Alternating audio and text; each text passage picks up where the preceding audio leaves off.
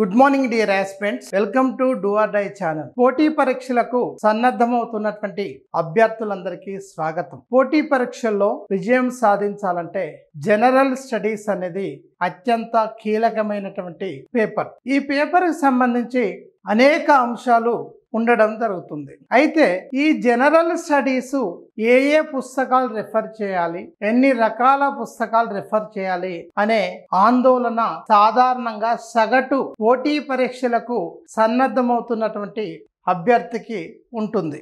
ఈ అంశాలను పరిగణలోకి తీసుకొని డూ ఆర్ డై ఛానల్ ఒక అద్భుతమైనటువంటి ప్రయోగం చేసి విజయం సాధించింది.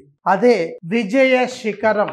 విజయ శిఖరం అనే ఒక పుస్తకాన్ని అందుబాటులోకి తీసుకురావడం జరిగింది.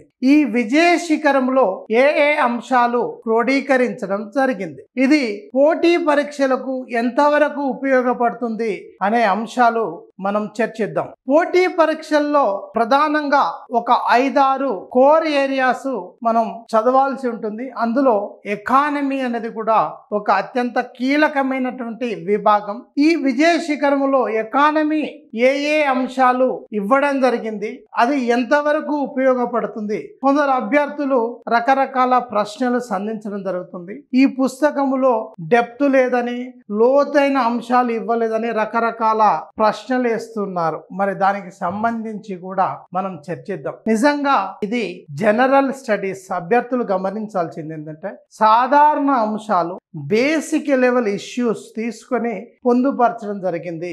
ఇది కంప్లీట్గా ఫుల్ డీటెయిల్గా ఇస్తే ఈ 500 పేజీలు కాస్త 5000 పేజీలు అవుతుంది. అంటే ఒక సగటు అభ్యర్థి అతి తక్కువ సమయంలో చదివి ఉత్తమమైన మార్కులు సాధించడం కోసం తీసుకొచ్చినటువంటి పుస్తకం. కాబట్టి ఇందులో ఎకానమీలో ఏ అంశాలు ఇచ్చారు, ఎకానమీ ప్రశ్నలు ఏ విధంగా అడుగుతున్నారనే కోణంలో మనం డిస్కస్ చేసి ఈ పుస్తకాన్ని విశ్లేషణ చేద్దాం. మనకు ప్రధానంగా ఎకానమీలో 17 అంశాలు ఇవ్వడం జరిగింది. ఇందులో ఆర్థిక శాస్త్రం అవగాహనాత్మక పరిచయం, ఇంట్రడక్షన్ టు ఎకానమీ, ఎకానమీ అంటే ఏమిటి, ఎకానమీలో ఏ అంశాలు ఉంటాయి, ఒక పోటీ పరీక్షలకు సన్నద్ధమయ్యే అభ్యర్థి ఎకానమీ ఎందుకు చదవాలి, రేపు మీరు ప్రభుత్వ ఉద్యోగం సాధించిన తర్వాత ఒక ప్రభుత్వ యంత్రాంగంలో భాగంగా పనిచేస్తారు. మరి ప్రభుత్వంలో పనిచేసే వ్యక్తికి ప్రభుత్వము నిర్వహించేటువంటి అనేక ఆర్థిక వ్యవహారాలు ఖచ్చితంగా అవగాహన ఉండాలి. అంటే ప్రభుత్వం పేదల సంక్షేమం కోసం ఎలాంటి పథకాలను చేపడుతుంది, అదే విధంగా ఏ అంశాలు ప్రభుత్వం సేకరిస్తుంది ప్రజల నుండి, అదే విధంగా ప్రభుత్వానికి ఆదాయ వనరులు ఏమిటి, ప్రభుత్వం ఏ అంశాలపైన ఖర్చు పెడుతుంది, భారతదేశం యొక్క ఆర్థిక విధానాలు ఏ విధంగా ఉన్నాయి, తెలంగాణ రాష్ట్ర ఆర్థిక విధానాలు ఏ విధంగా ఉంది, ఇది దేశ పురోగతి సాధించాలంటే ప్రభుత్వం ఎలాంటి కార్యక్రమాలు చేపడుతుందనే ప్రాథమిక అంశాలు తెలవాలంటే ఈ ఎకనామిక్స్ అనే అంశాలను లోతుగా చదవాలి. దానికి సంబంధించి ఇక్కడ పూర్తిగా ఇవ్వడం జరిగింది. అందులో ఒక్కొక్క టాపిక్ మనం చూసినట్లయితే పేదరికం సమగ్ర అవగాహన, poverty comprehensive awareness. What is poverty, పేదరికం అంటే ఏమిటి, పేదరికాన్ని ఎవరు ఏ విధంగా నిర్వచించారు. పేదరికం అంటే ఒక వ్యక్తి కనీస జీవన అవసరాలను కూడా తీర్చుకోలేని స్థితిని పేదరికం అంటాము.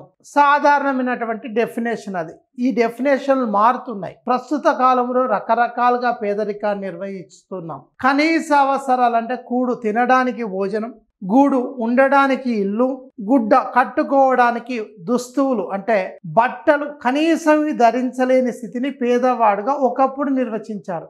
మరి అవి 3 ఉంటే ధనవంతుడు అవుతారా అంటే విద్య, ఆరోగ్యం, అనేక అంశాలు నూతన పేదరిక నిర్వచనాలలో ఇవ్వడం జరిగింది. కాబట్టి పేదరికం అంటే ఏమిటి, ఈ పేదరికాన్ని ఏ విధంగా కొలుస్తారు, పేదరికాన్ని లెక్కించడానికి ఉన్నటువంటి పద్ధతులు ఏమిటి, భారతదేశంలో పేదరికం ఎవరు లెక్కిస్తారు, అదే విధంగా పేదరికం పైన కేంద్ర రాష్ట్ర ప్రభుత్వాలు ఎలాంటి కమిటీలు వేయడం జరిగింది, ప్రధానంగా కేంద్ర ప్రభుత్వం.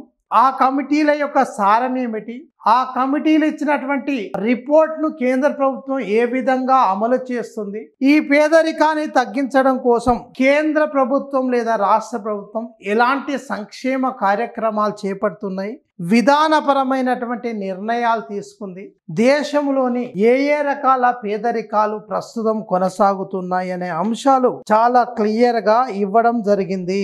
ఓకే, పేదరికం పైన అనేక అంశాలు ఉన్నాయి. నీతి ఆయోగ్ గతంలో ప్రణాళికా సంఘం, ఇప్పుడు 2015 తర్వాత వచ్చినటువంటి నీతి ఆయోగ్ పేదరికాన్ని ఏ విధంగా అధ్యయనం చేసి రిపోర్ట్స్ తయారు చేస్తుంది, ఆ రిపోర్ట్స్ అనుగుణంగా కేంద్ర ప్రభుత్వం ఎలాంటి చర్యలు చేపడుతుంది, పేదరిక నిర్మూలనకు ఎలాంటి పథకాలు తీసుకొస్తుంది. ఉదాహరణకు కరోనా సమయంలో చాలా క్రైసిస్ వచ్చింది. కేంద్ర ప్రభుత్వం ఏం చేసింది, రాబోయే 5 సంవత్సరాలకు ఉచితంగా 5 కేజీల బియ్యం, అదే విధంగా ఆ 3 నెలలు కరోనా వచ్చిన 500 1500 రూపాయలు పేదలకు అందించడం జరిగింది. అదే విధంగా ఈ పేదరికాన్ని తగ్గించడానికి కేంద్ర ప్రభుత్వం తీసుకొచ్చినటువంటి కొన్ని పథకాలు, పోషణ్ అభియాన్, అనీమియా ముక్త భారత్, ప్రధాన్ మంత్రి గరీబ్ కళ్యాణ్ అన్న యోజన, ఉజ్వల యోజన, ప్రధాన్ మంత్రి జన్ ధన్ యోజన, అదే విధంగా సౌభాగ్య యోజన, ఇట్లా రకరకాల పథకాలు తీసుకొచ్చింది. ఒకటి కాదు, కొన్ని వందల పథకాలు ఉన్నాయి. అవన్నీ మనం చేర్చడం సాధ్యం కాదు, కాబట్టి ఇంపార్టెంట్ అంశాలు మాత్రం ఇక్కడ ఇవ్వడం జరిగింది. అదే విధంగా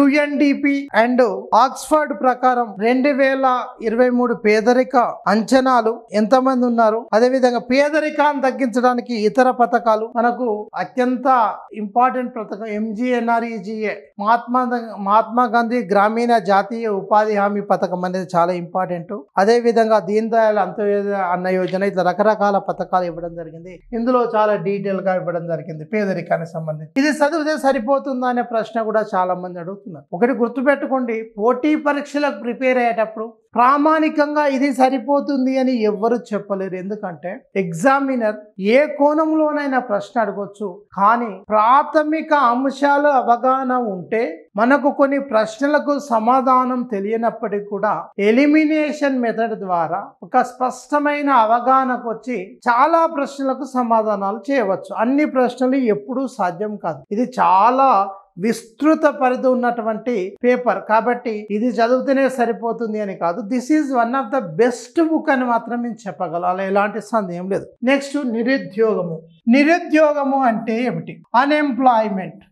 భారతదేశంలో నిరుద్యోగిత ఏ విధంగా ఉంది, నిరుద్యోగం రకాలు, ప్రధానంగా నిరుద్యోగం అంటే ఏంటి?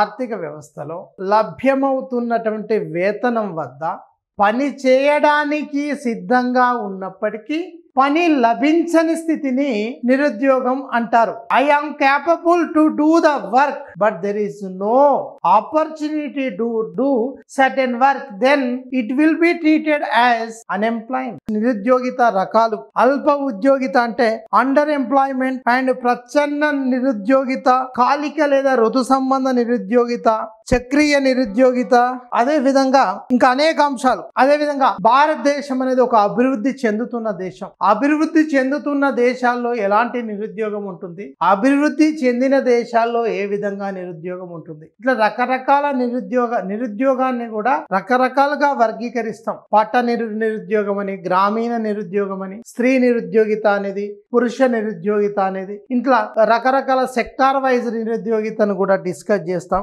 నెక్స్ట్, వ్యవస్థ. భారతదేశంలో ఉన్నటువంటి నిరుద్యోగిత రకాల: వ్యవస్థ పూర్వక నిరుద్యోగత అంటే స్ట్రక్చరల్ అన్ఎంప్లాయ్మెంట్ అండ్ కాలిక నిరుద్యోగిత లేదా ఋతు సంబంధ నిరుద్యోగిత, ప్రచ్ఛన్న నిరుద్యోగిత, విద్యావంతుల నిరుద్యోగిత. ఇంకోటి, వ్యవస్థాపరమైనటువంటి నిరుద్యోగితను అదుపు చేయాలంటే ఏం చేయాలి, ప్రభుత్వం ఎలాంటి నిర్ణయాలు తీసుకోవాలి, ఈ డెఫినేషన్స్ కూడా మీకు నెక్స్ట్ సెషన్స్ లో మనం డిస్కస్ చేస్తాం. నెక్స్ట్, నిరుద్యోగితను ఏ విధంగా అధ్యయనం చేస్తాం అంటే అంచనా వేస్తాం. పద్ధతులు మనకు PN భగవతి కమిటీ అంటే భారతదేశంలో నిరుద్యోగం పైన 2 కమిటీలు వేశారు అప్పట్లో. ఒకటి 1969-70లో దంతువాలా కమిటీ వేసి, అంటే ఇందిరాగాంధీ ప్రధానమంత్రిగా ఉన్నప్పుడు. రెండోది కూడా తనే ప్రధానమంత్రి 1973లో PN Bhagwati, justice PN Bhagwati ఒక కమిటీ వేశారు. ఆ కమిటీ ఇచ్చిన రిపోర్ట్ చాలా విస్తృతమైంది. దాని ప్రకారం భారతదేశంలో సాధారణ నిరుద్యోగిత, వారం వారీ నిరుద్యోగిత, రోజువారీ నిరుద్యోగిత. సాధారణ నిరుద్యోగిత అంటే 365 days లో కనీసం ఒక్కరోజు కూడా మనం ఉద్యోగం అంటే ఉపాధి అవకాశం లేకుంటే దాన్ని సాధారణ నిరుద్యోగిత అంటే. వారం వారం నిరుద్యోగిత అంటే ఒక వారం లోపల కనీసం 1 గంట కూడా పని దొరకకుండా దాన్ని వారం నిరుద్యోగిత అని, అదే విధంగా రోజువారీ నిరుద్యోగిత 24 గంటల్లో, అంటే ఇప్పుడు ఈ రోజులు లెక్కిస్తున్నామంటే దీనికి ముందు 24 గంటల్లో 1 గంట కూడా పని చేయలేని పరిస్థితి ఉంటే దాన్ని డైలీ అన్ఎంప్లాయ్మెంట్ గా కన్సిడర్ చేస్తాం. ఇట్లా రకరకాల అంశాలు ఈ కమిటీలు అదే అనేక అంశాలు ఇందులో ఇవ్వడం. ప్రస్తుతం పీరియాడిక్ లేబర్ ఫోర్స్ సర్వే అనేది ఎన్ఎస్ఓ వాళ్ళు మనకు ministry of statistical programme initiative వాళ్ళు ఏ విధంగా అంచనా వేస్తున్నారు, రెగ్యులర్ గా ఇలాంటి అనేక అంశాలు, ప్రస్తుతం నిరుద్యోగిత ఎంత ఉంది అనే అంశాలు చాలా డీటెయిల్ గా డిస్కస్ చేయడం జరిగింది. నెక్స్ట్ భారత ఆర్థిక ప్రణాళికలు. ఇది చాలా ఇంపార్టెంట్ చాప్టర్. ఒక ప్రణాళిక అంటే ఏమిటి, ప్రణాళికల రకాలు, భారతదేశంలో ప్రణాళికలు ఎప్పుడు ప్రారంభమయ్యాయి, మరి ప్రణాళిక అనే కాన్సెప్ట్ ఎవరు భారతదేశంలో ఇంట్రడ్యూస్ చేశారు, ప్రపంచంలో ప్రణాళికలు ఏ విధంగా విజయం ఉందా, రష్యాలో కానీ ఇతర దేశాల్లో ఎలాంటి ప్రణాళికలు ఉన్నాయి అనే అంశాలు మనకు 2015 వరకు ప్రణాళికా సంఘం ఉండేది. అంటే ప్రస్తుతం ఉన్నటువంటి ఎన్డీఏ ప్రభుత్వం ప్రణాళికా సంఘం బదులు నీతి ఆయోగ్ తీసుకురావడం జరిగింది. ఎందుకు ప్రణాళిక సంఘాన్ని రద్దు చేసి నీతి ఆయోగ్ తీసుకొచ్చారు అనేక అంశాలు మనం లోతుగా విశ్లేషణ చేస్తాం. మరి భారతదేశంలో 12 పంచవర్ష ప్రణాళికలు అనేటివి రన్ చేయడం జరిగింది. 1951లో 51-56 పంచవర్ష ప్రణాళిక దేనికి ప్రాధాన్యత ఇచ్చింది, ఆ ప్రణాళిక యొక్క లక్ష్యం ఏమిటి, వృద్ధి ఏమిటి, ప్రణాళిక సఫలమైందా విఫలమైందా, సఫలమైతే ఎందుకు సఫలమైంది, విఫలమైతే ఎందుకు విఫలమైంది, వ్యూహం ఎక్కడ దెబ్బతిన్నది, ఇలాంటి అనేక అంశాలు ఇక్కడ చర్చించడం జరిగింది.